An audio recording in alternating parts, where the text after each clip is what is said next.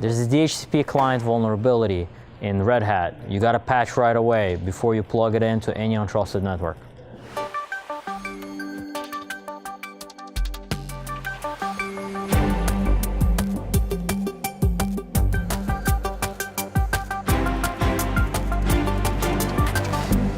So Stan, there's an interesting vulnerability in Red Hat DHCP client. Can you tell us a bit about it, please?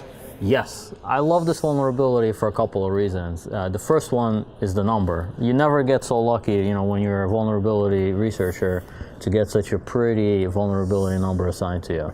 It's got 1111. The only thing better, I would say, would be 1337.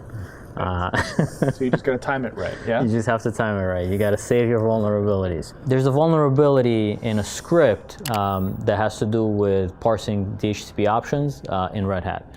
This vulnerability, unfortunately, allows remote code to be run on your host, which clearly we don't want to happen. It only impacted, like these Red Hat derivatives. Like Fedora, right? Yeah, I think maybe CentOS maybe uses the same thing. And it was just this one script. So what I did, I always like to look a little bit deeper, where is the vulnerability? You could see the guy tweeted a picture of the code, and I loved his tweet because it's like, shows the code with the script, and he's like, what could go wrong here? And as you look at it, I love it because it's got an eval, and inside the eval, there's all this bash stuff that I even had to look it up. I didn't know some of those commands that let you parse variables and put them into the environment. But you could see the problem there is when you echo, you're taking input from possibly an untrusted area of the network. I mean, overall, DHCP works over UDP, so you could, lend itself to spoofing, but most of the time when you just plug in your cable for the first time, as long as your computer is configured to do DHCP, you're going to make a request. An adversary on that switch or local network would be able to then send you some fun thing to do. And you would run it as root. That's the other bad thing, unfortunately.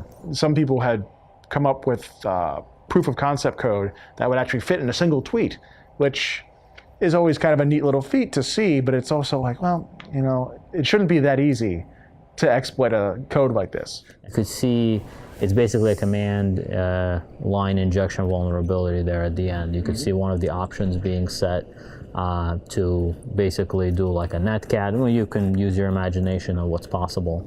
Yeah, that's a heck of a bug too. Yep. It's one of those things. I mean, command injection is about as close to game over as you're going to get. Yes. And to get it as soon as you hit the network is bonkers. Yes. Yeah. And it's that eval of an echo that makes it possible. Was there ever a really good reason to use an eval? Because it's basically asking you to put in malicious code. It basically lets you create code on the fly, so to speak. So I think a lot of people like the power of it, but when you don't check your inputs, that power can be abused or misused. Yeah. And a lot of developers, and I respect this, they like to use these little tools and techniques that are available, like in this case in Bash. I don't know if you saw, there's 2 commas, it makes the text lowercase. And then all that other stuff with the percents and the pound signs, that's like string extraction. So he's removing parts of the string. So basically he's splitting on the equal sign or the comma, whatever it is that, however the DHCP options come across on the network.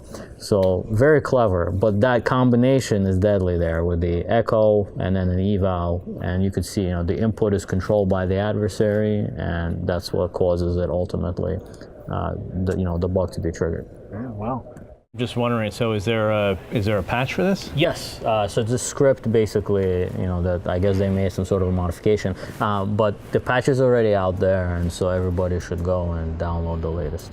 So apply the patch if you have a Red Hat or one of the derivatives, so you are protected.